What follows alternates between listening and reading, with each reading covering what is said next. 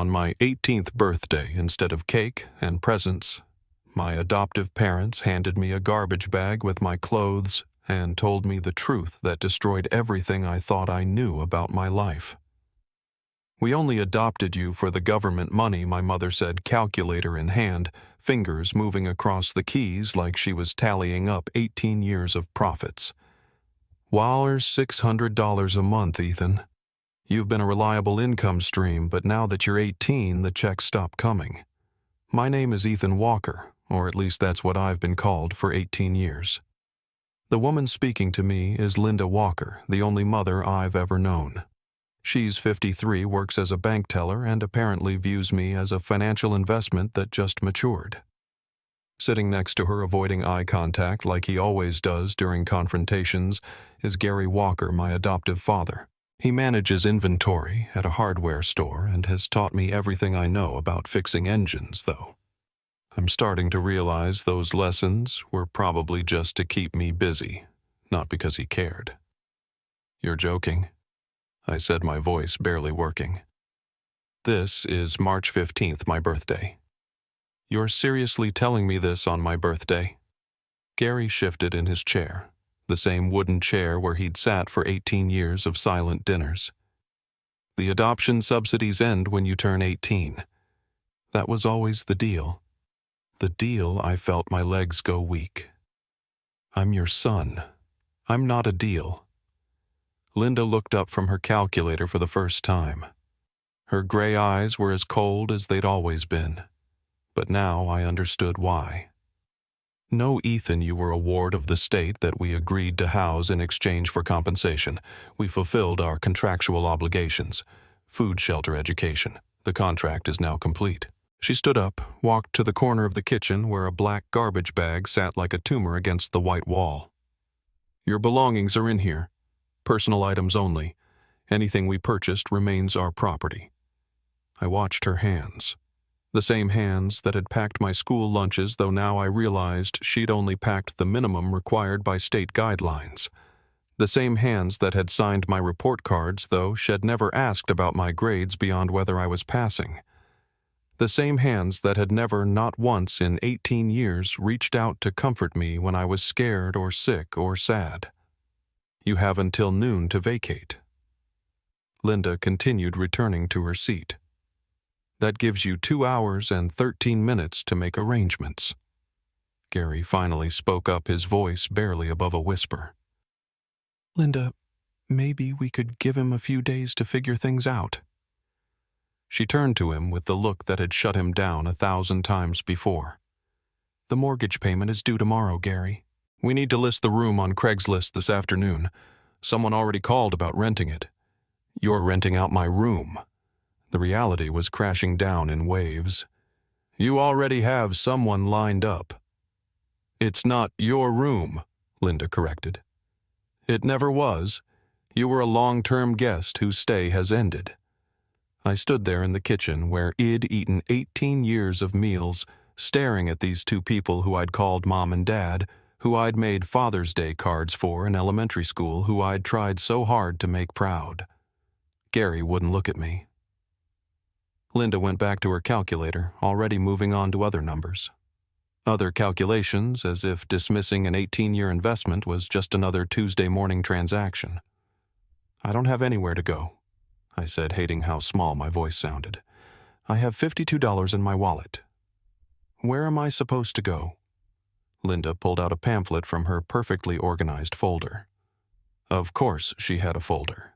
Of course she'd prepared for this like a business presentation. "There's a shelter downtown. They accept adults 18 and older. The address is highlighted. A homeless shelter. The woman who had raised me since I was 3 months old was handing me directions to a homeless shelter like she was giving me a recipe for lasagna. "Please," I said, and I would hate myself for begging later, but in that moment I was desperate. "Just give me a week. Let me figure something out. I'll pay rent." "With what money?" Linda asked, her tone suggesting she already knew the answer. "Your part-time job at that garage. 30 hours a week at minimum wage won't cover market rate rent." She was right, of course. She was always right about the numbers. Had been saving for community college, had managed to put away $900 over 2 years. It wouldn't even cover a security deposit anywhere. Gary stood up abruptly, unable to sit with his guilt any longer. "I'm going to work," he mumbled, grabbing his keys off the hook by the door. He paused for just a moment, his hand on the doorknob. "Good luck, Ethan." And then he was gone. The sound of his truck starting in the driveway, leaving me alone with Linda and her calculator and my garbage bag of belongings. "The clock is ticking," Linda said without looking up.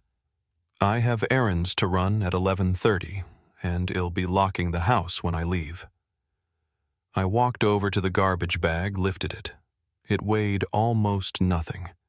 18 years, and everything I owned fit in a single garbage bag. I looked inside. My clothes, a few books, my toothbrush, the watch my boss at the garage had given me for Christmas. Nothing from Linda or Gary. No family photos, no keepsakes, no evidence I had ever been part of this family at all. "Was I ever anything to you?" I asked. Not really expecting an answer, but needing to ask anyway. "In 18 years, was there ever a moment where you felt something? Anything?" Linda finally looked at me, really looked at me, and for just a second, I thought I saw something flicker in her eyes. But then she glanced at her watch. The same efficient gesture I'd seen 1,000 times. "You were responsibility that we managed successfully. We never hit you, never starved you, never violated the terms of our agreement with the state. That should be enough." But it wasn't enough. It would never be enough. And as I stood there holding everything I owned in a garbage bag, about to walk out into a world that suddenly had no place for me, I realized that some people are capable of raising a child for 18 years, without ever actually seeing them as anything more than a monthly check. "Goodbye, Linda," I said, not calling her mom for the first time in my life. She was already back to her numbers, adding up something else, calculating some other transaction in her neat, orderly life that would continue exactly as planned, now that the inconvenience of raising someone else's child was finally over. Growing up in the Walker household in suburban San Antonio wasn't perfect, but I thought it was normal. Every family had its quirks, right? That's what I told myself when Linda would introduce me at her bank functions as Ethan, our adopted son, always emphasizing that word. Adopted like she was clarifying, I was a rescue dog from the pound. Gary would just nod along, sipping his watered-down beer, never correcting her, never jumping in to say our son was enough. They adopted me when I was 3 months old. I don't know much about the circumstances, just that I was a ward of the state, and they were approved foster to adopt parents. Linda kept the paperwork in a locked filing cabinet in their bedroom. I'd seen her open it twice in 18 years, both times quickly closing it when I walked in. Like I'd caught her counting money she didn't want me to know about. Our house was modest but clean, a 3-bedroom ranch with beige walls and beige carpet and beige everything. Linda believed color was an unnecessary expense. Neutral tones don't go out of style. She'd say the same way she'd say generic brands have the same ingredients, or there's no point heating the whole house when sweaters exist. Every decision was filtered through the lens of maximum efficiency, minimum cost. Gary taught me practical things, though I realize now it was probably just to keep me occupied. He showed me how to change oil, rotate tires, fix a leaky faucet, patch drywall. Man needs to know how to fix things, he'd say, handing me a wrench. But he never let me work on his prized possession, a 1970 Mustang he kept under a cover in the garage. "That's not for kids," he'd say, even when I turned 17 and was hardly a kid anymore. I understand now that I was never going to be old enough because I was never really his.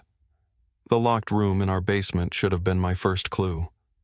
They said it was just storage, but sometimes I'd hear Linda down there on the phone, her voice muffled but clearly discussing numbers, always numbers. When I was younger, I thought maybe she worked from home sometimes. Now I wonder if she was talking to the social workers, confirming deposits, discussing my case. School was my escape. Not that I was particularly popular or smart, just average at everything. Invisible in the best way. Teachers liked me because I didn't cause trouble. Other kids tolerated me because I could fix their cars in the school parking lot for cheap. I had friends, sort of the kind you eat lunch with but never invite home. How could I? Our house felt like a museum where someone accidentally lived. Everything in its place, no warmth anywhere. I started working at Dalton Auto Repair when I turned 16. Frank Dalton was 72, covered in tattoos from his Navy days, and had forgotten more about engines than most people ever learn. He paid me under the table at first, then officially when I turned 17. "You got good hands, kid," he'd tell me. "Steady patient. That's rare these days." The money went straight into my savings account, minus what Linda charged me for incidentals once I started working.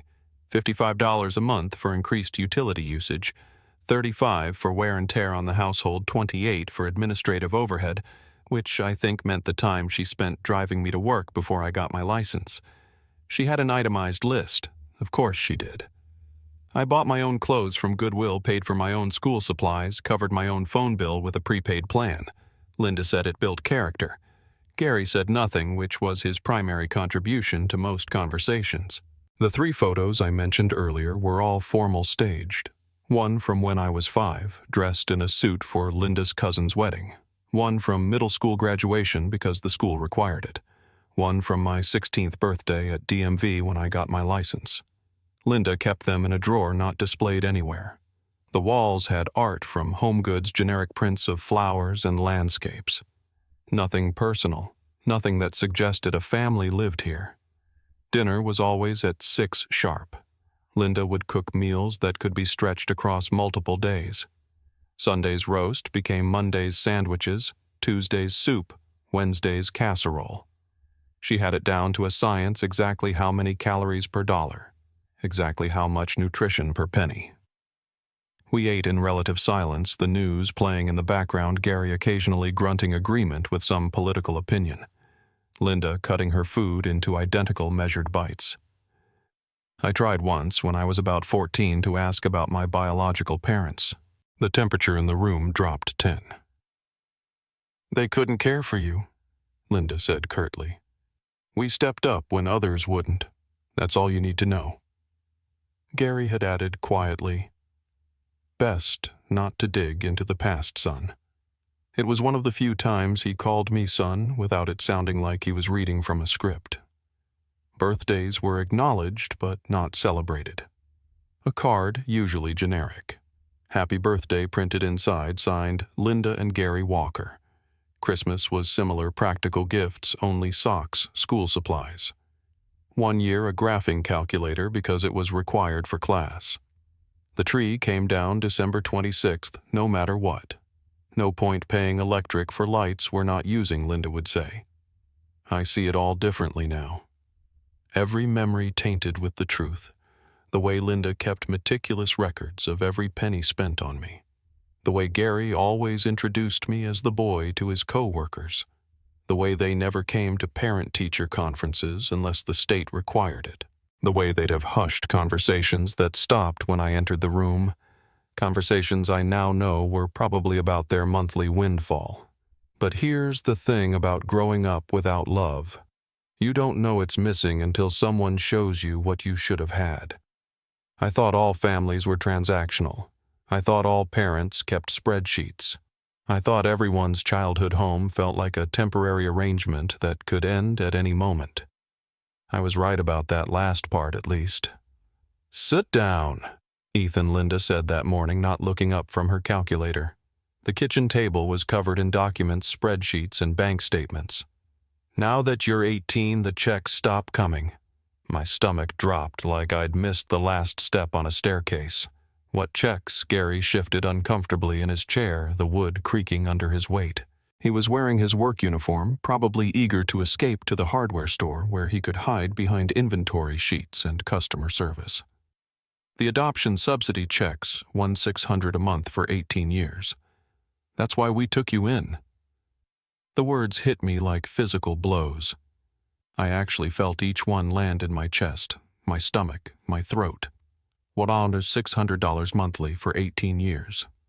I was doing the math even as my world collapsed. $345, $600. That's what I had been worth to them.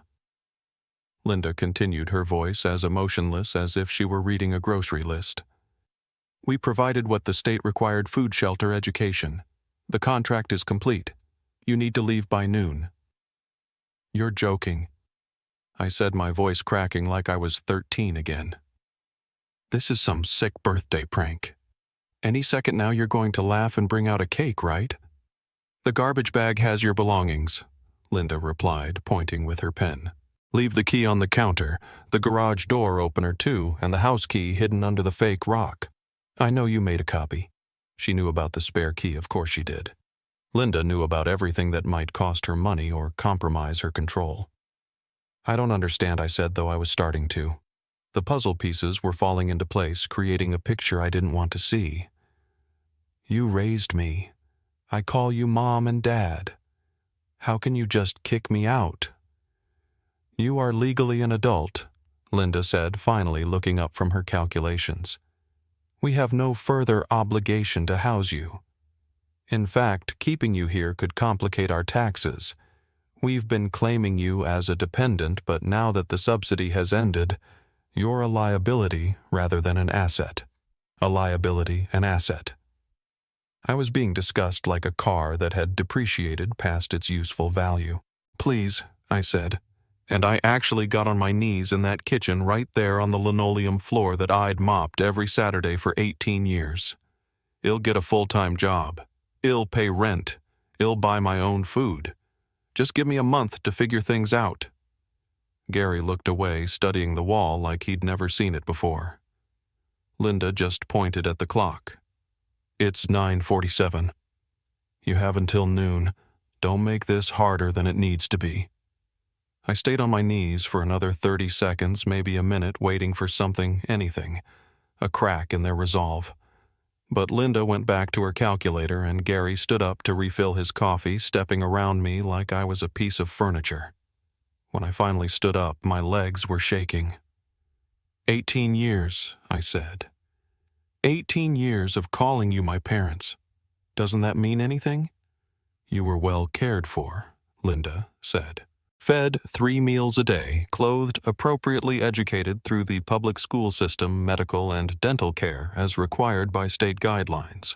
You received everything you were entitled to. What about love? The question came out as barely a whisper. Linda's fingers paused on the calculator keys for just a moment. Love doesn't pay mortgages, Ethan. I went to my room, or what had been my room for 18 years. The walls were bare because Linda didn't believe in posters or personal decoration. The furniture was basic, functional, probably bought in bulk from some state-approved supplier. I opened the closet and found my clothes already sorted into 2 piles. Things I'd bought myself, which went into the garbage bag, and things they'd bought, which stayed. My laptop stayed because they'd purchased it for school.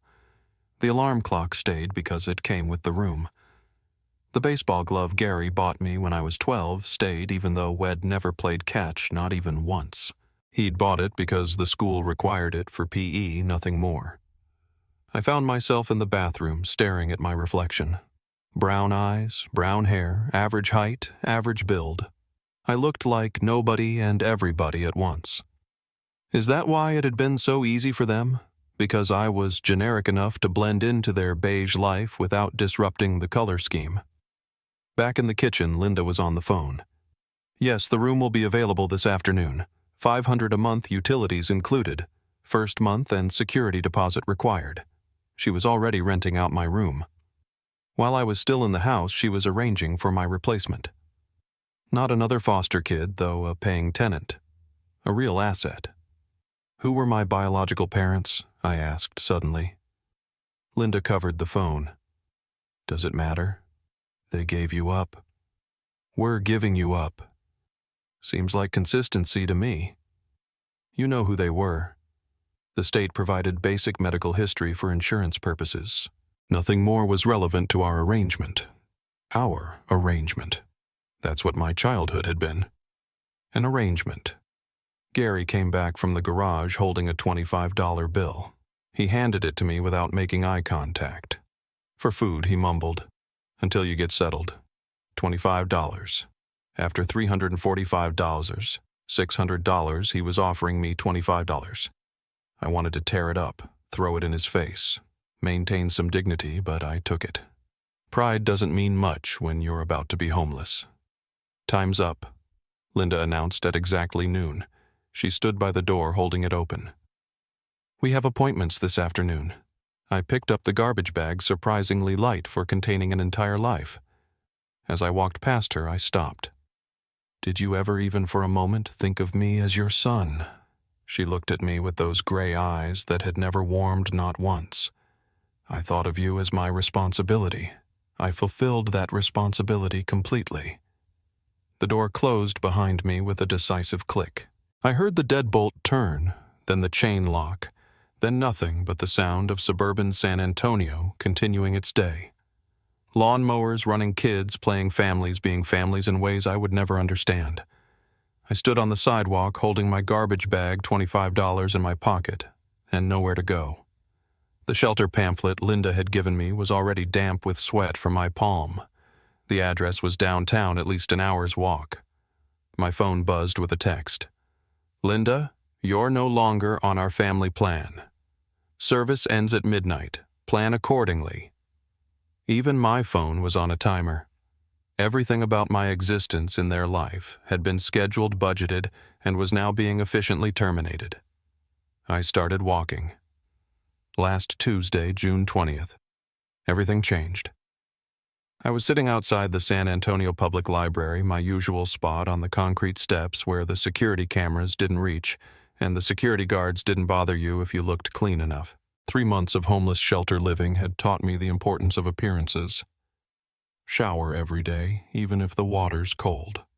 Shave with the disposable razors from the shelter kit. Keep your clothes clean even if you have to wash them in bathroom sinks. A man in a gray suit approached, and my body tensed automatically. You developed that instinct quick in the shelters.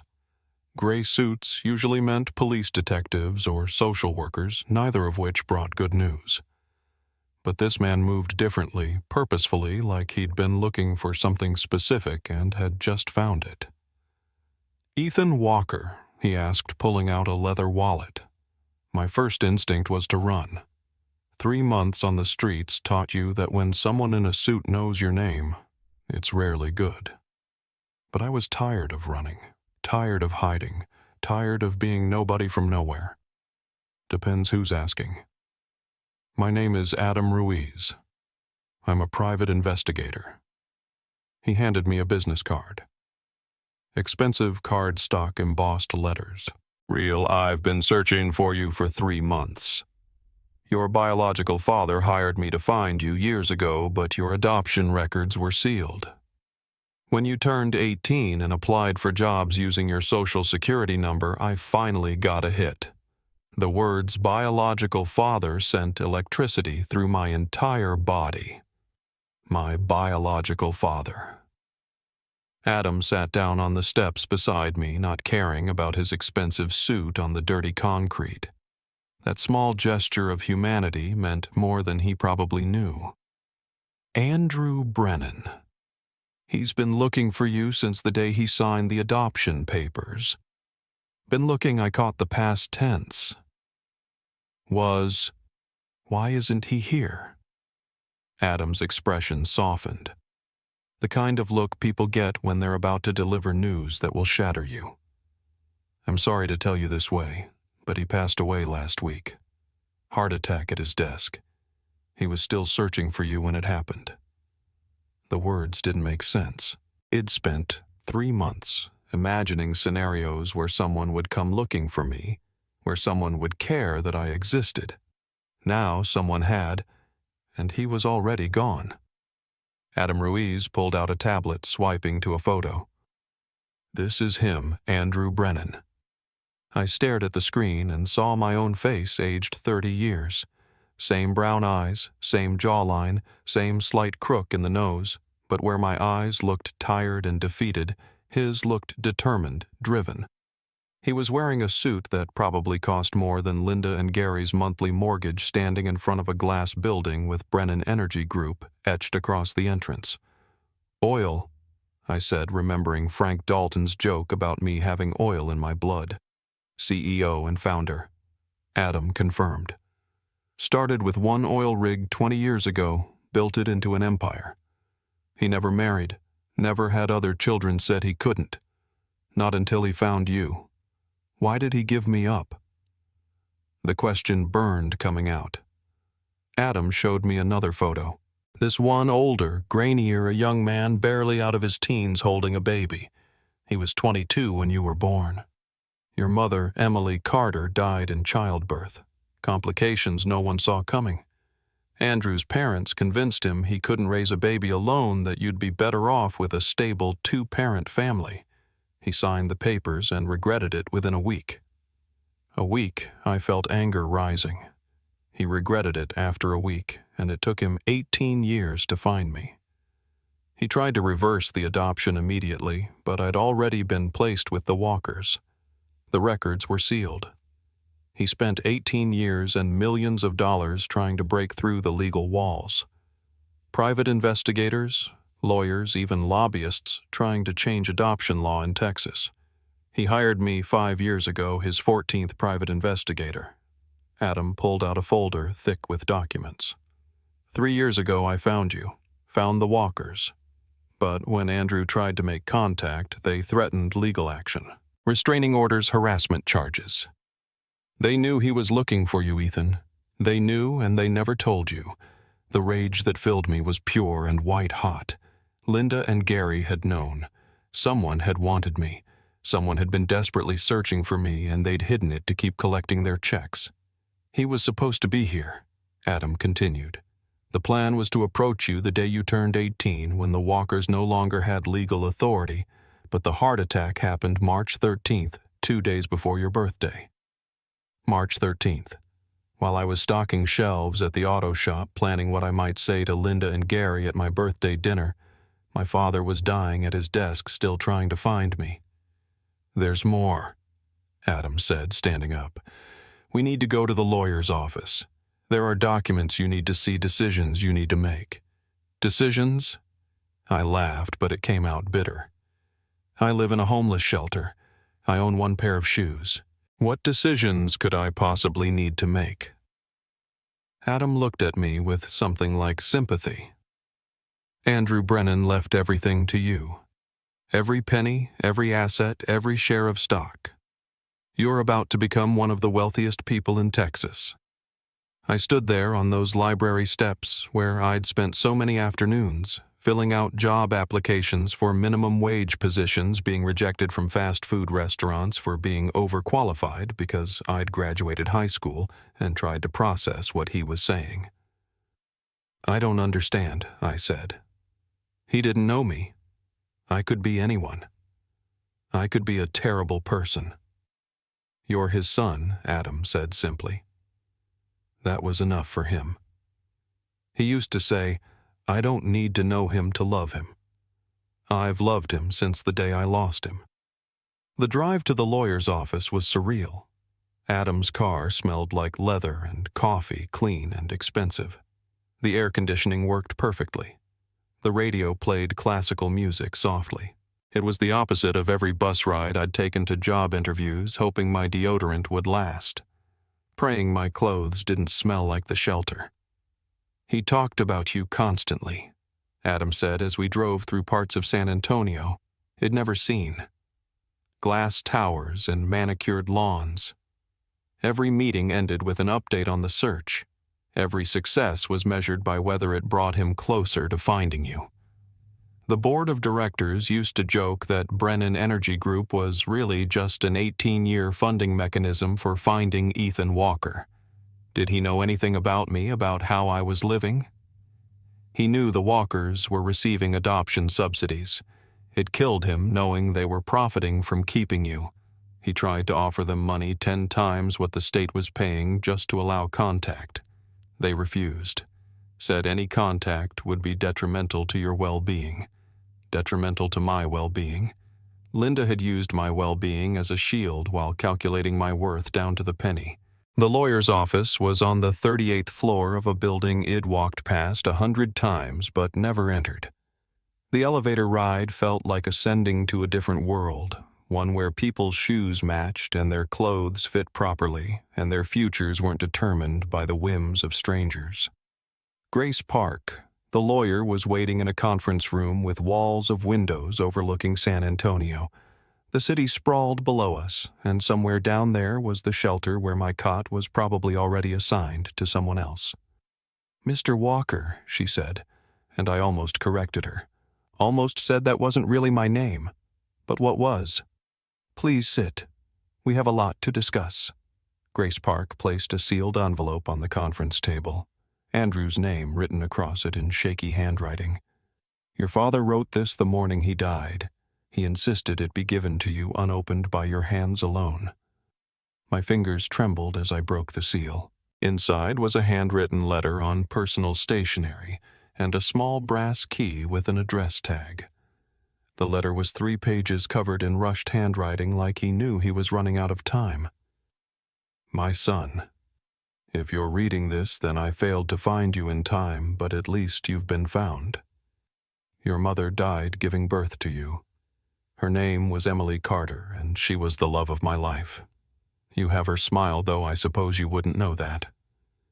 I was 22, scared and weak.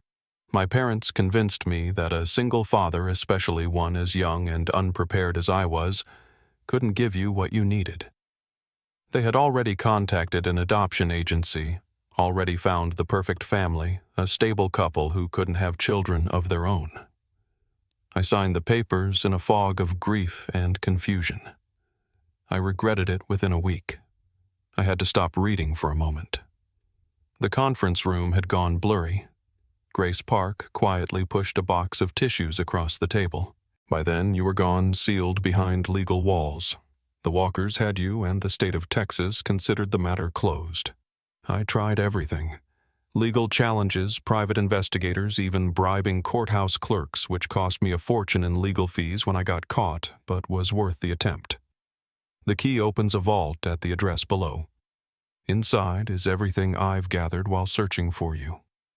Every birthday gift I bought but couldn't give, every letter I wrote but couldn't send, and the truth about why finding you became my obsession.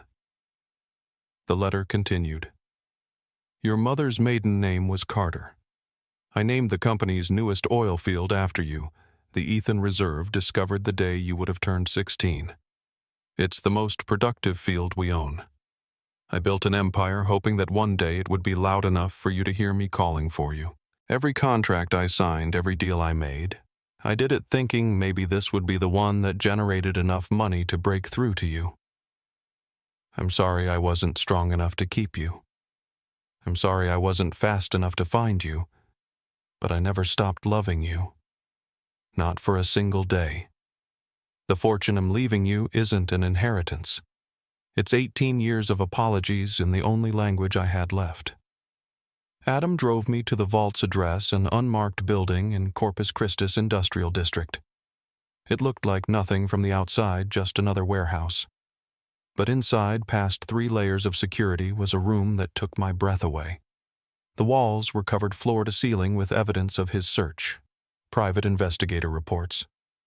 Thousands of them age progression photos showing what I might look like at 5 at 10, 15. Every Ethan Walker in America had been investigated.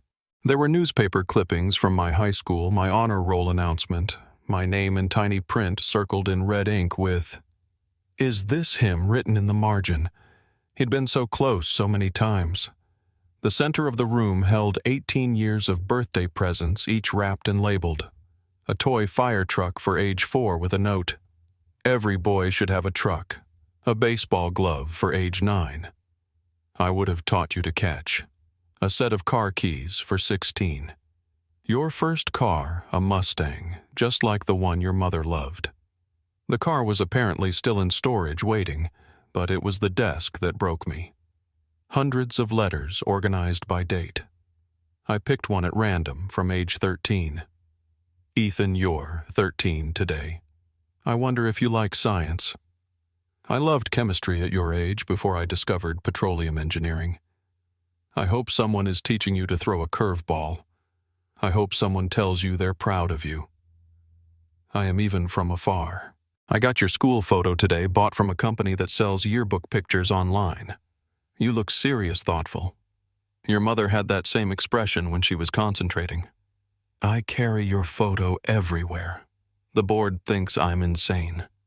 Pulling out a school photo of a boy I've never met during million-dollar negotiations. But you ground me. Remind me why I'm building this. All of this is for you.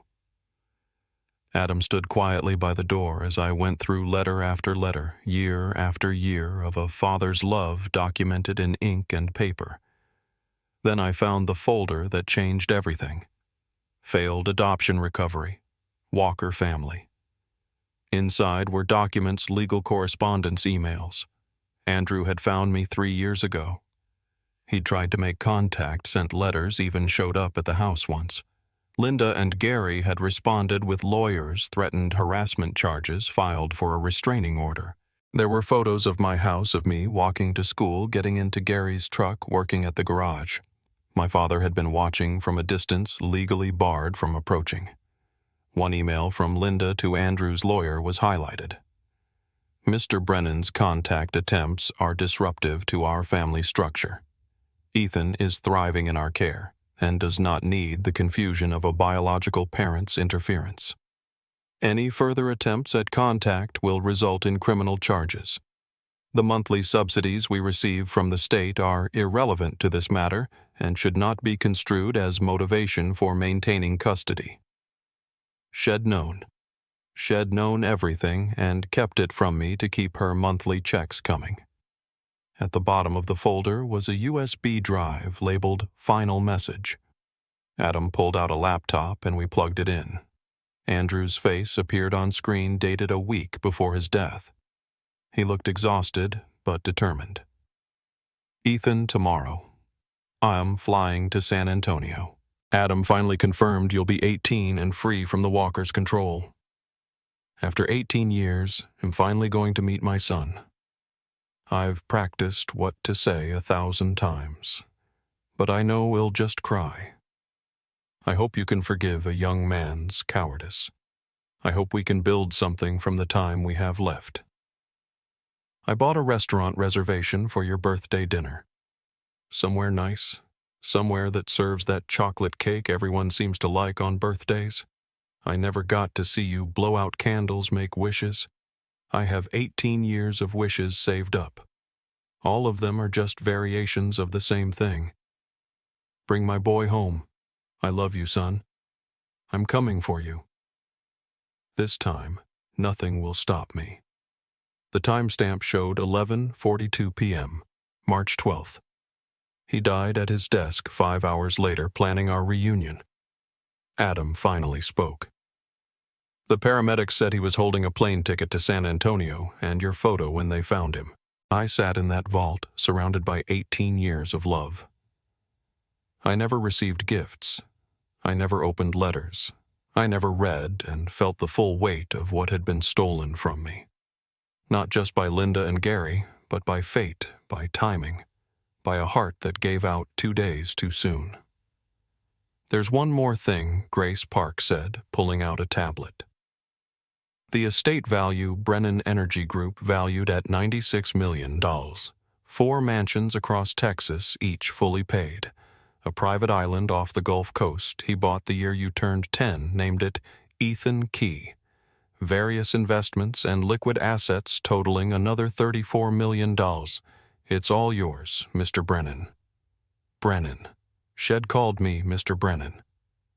For the first time in my life, I had a name that someone had wanted me to have.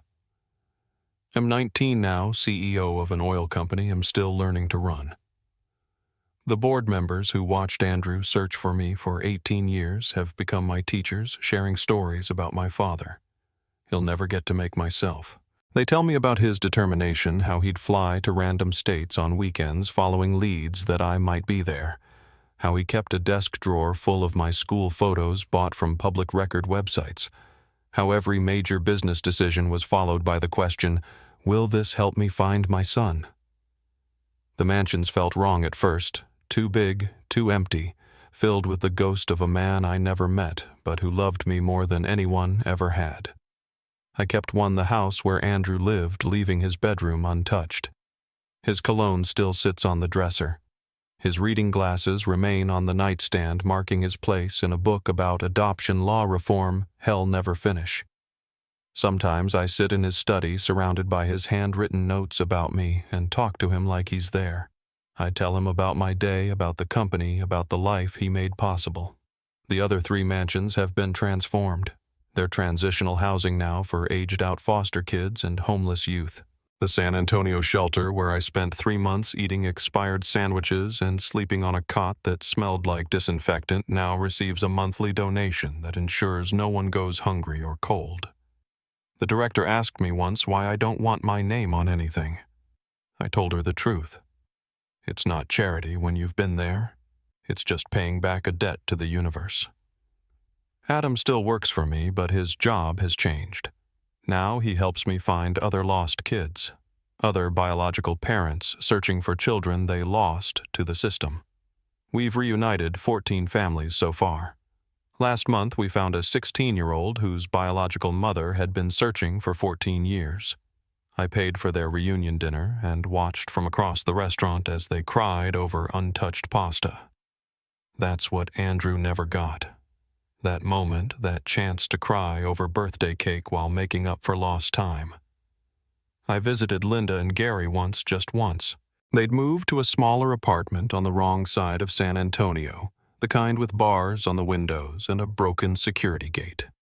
Gary was working double shifts at the hardware store.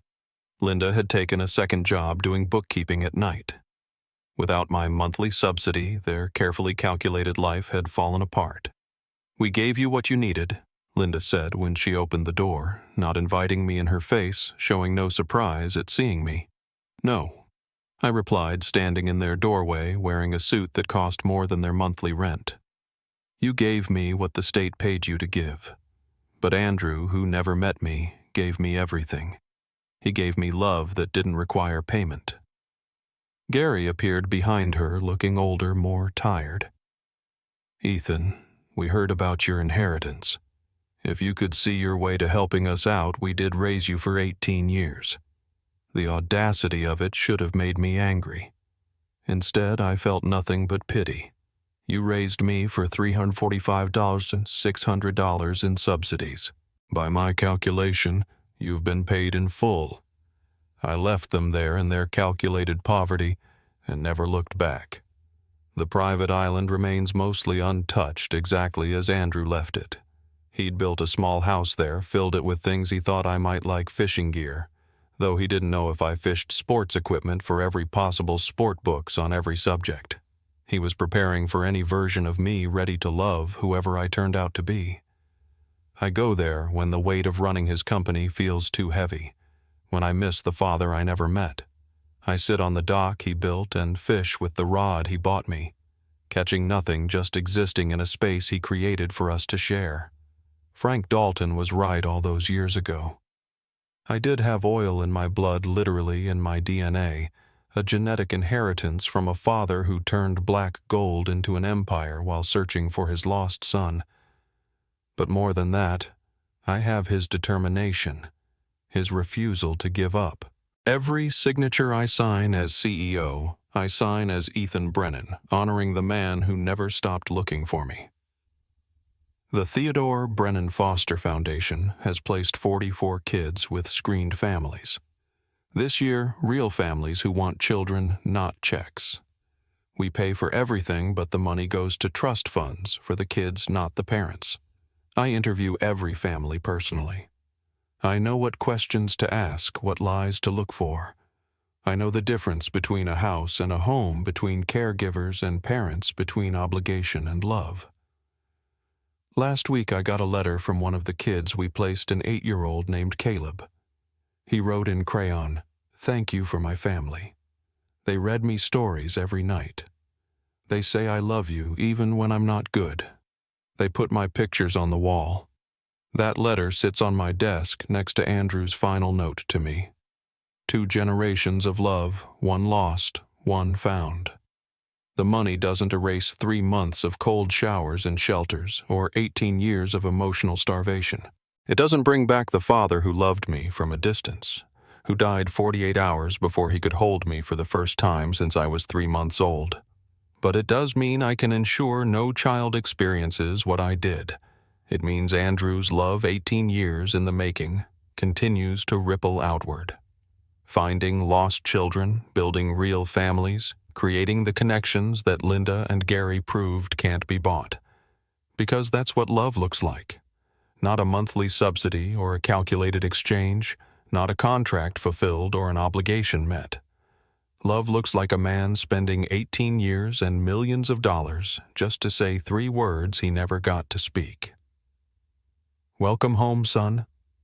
Love looks like hundreds of unopened birthday presents waiting in a vault. Like letters written to a ghost. Like a private investigator hired to watch from a distance because the law won't let you come closer. Like building an empire as a beacon hoping your lost child might see the light and find their way home. Andrew Brennan died believing he'd failed. He hadn't. He'd spent 18 years teaching me what it means to love someone unconditionally, to never give up, to build something beautiful from loss and longing. He taught me that real parents aren't the ones who keep you for the checks, but the ones who would spend everything, sacrifice everything, just to know you're okay. I keep his final video on my phone. I watch it when I need to remember what love looks like. My father, exhausted from 18 years of searching, holding a plane ticket to come find me, saying he loves me, saying he's coming, saying this time nothing will stop him. Death stopped him, but love didn't. Love found a way. Love always does. Some nights I dream about that birthday dinner. He planned the chocolate cake, he ordered the candles, I would have blown out. In my dreams, he makes it to San Antonio. We sit across from each other at that restaurant. 2 strangers with the same face, the same eyes, the same oil in our blood. He tells me he's sorry. I tell him I understand. We both cry over chocolate cake that tastes like redemption. Then I wake up in his house, running his company, living his dream of bringing me home. And I realized the dream came true, just not the way either of us imagined. I'm home now in a house built by love, in a life funded by determination, in a future he created while refusing to let me go. Linda and Gary gave me up for free the moment the checks stopped coming. Andrew never gave up, not even when his heart stopped beating. That's the difference between a transaction and a transformation. Between housing and home. Between people who kept me and the one who loved me. Welcome home, son. I finally made it, Dad. I finally made it home. If this story touched your heart, please take a moment to like this video and share it with someone who needs to hear it.